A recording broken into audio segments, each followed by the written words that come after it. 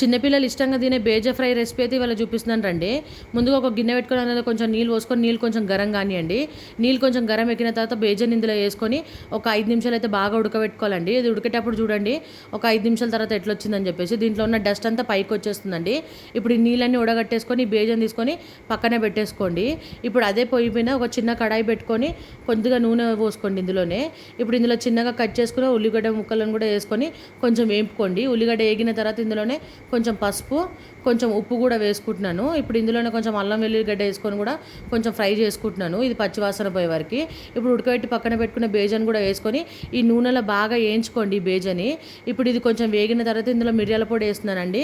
పెద్దలు తినేటట్టయితే కారం పొడి వేసుకోండి. నేనైతే చిన్నపిల్లలు తింటారు కాబట్టి కొంచెం మిరియాల పొడి వేసుకుంటున్నా. ఇప్పుడు ఇందులో కొంచెం వేగిన తర్వాత ఇందులో ఫైనల్గా కొత్తిమీర వేసుకొని ఒక 2 నిమిషాలు నూనెలో బాగా వేయించుకోండి. బాగా క్రిస్పీగా అవుతుంది.